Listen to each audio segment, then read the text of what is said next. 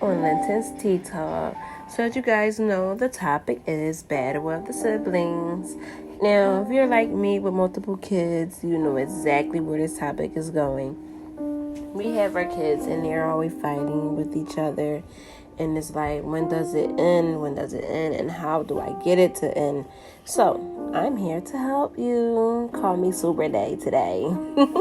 Super Day to the rescue.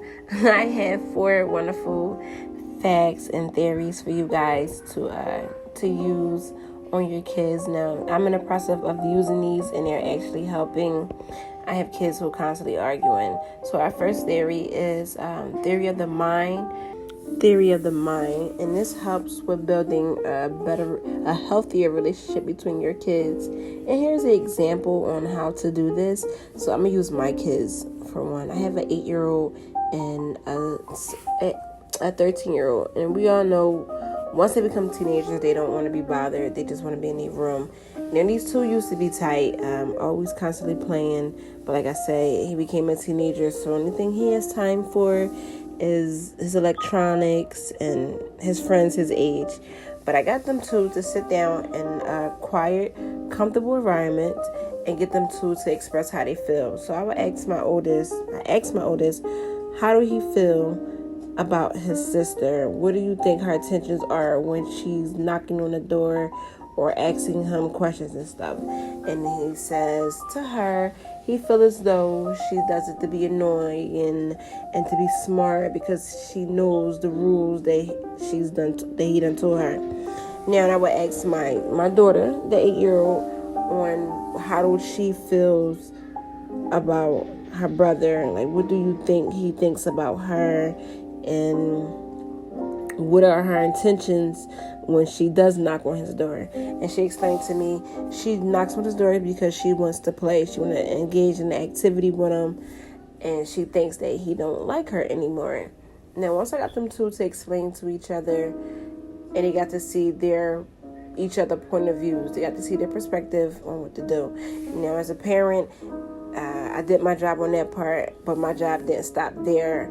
I had to get them to work out a time, like for my daughter to understand he need his privacy, and for my son to understand that's still your sibling. You have to interact with her, show her attention. You can't just leave her like she doesn't exist.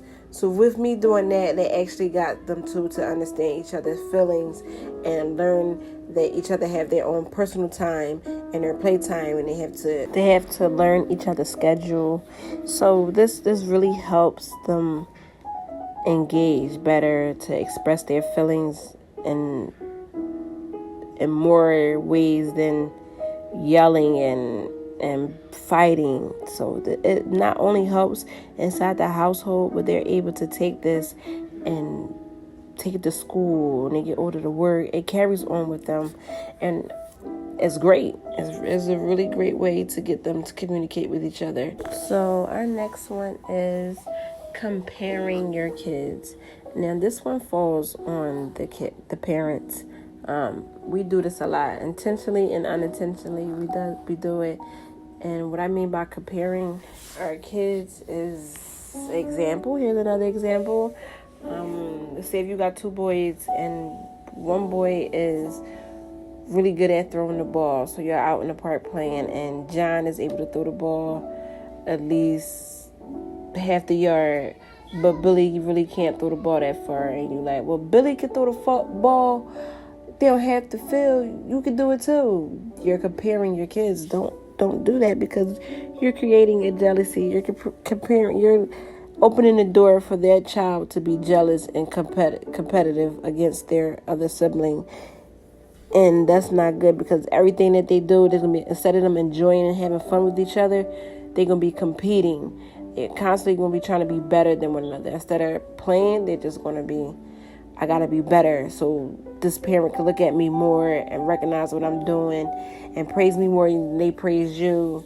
It starts with the parent. It starts with you saying things like that. So instead of saying what the other child can do, when that child throw that ball, just say, good job. You did a good job. That was awesome. That's you did a great job. You just praise them. Don't compare. Praise them of what they did, whether it was their best, their lowest. Praise them. Tell them they did a good job, and leave it at that. Never say what the other child used to do or could do. I'm telling you, open up the door for them to just, everything gotta be, oh, I did this and I could do better. Hey, Dad, Mom, look what, didn't I do this better than such and such? That's gonna be annoying, trust me. It really is. So don't compare your kids. Just don't. Let's go for our next one. Our next one is striving for equality. Let's treat our kids the same. Our kids are not the same, but when you try to break things down equally between them two, it helps, because it allows the kids to know that you're not giving them less than what you're giving the other child. Now, I'm going to go for another example on this one. Hugs and kisses. Let's go with that one. Hugs and kisses. Don't hug and kiss your toddler more than you hug and kiss your older child, which may be 9, 8, 7, 5, this type of ages. They recognize things like that. Trust me, your kids are always looking and watching you. So if they see that you constantly hugging and kissing on the baby, toddler, whatever it might be, they gonna feel unloved. They gonna feel like they're not getting the attention. And if you give a bigger slice of something to another child, they're gonna see that. They're gonna realize my slice is smaller than their slice. What's going on?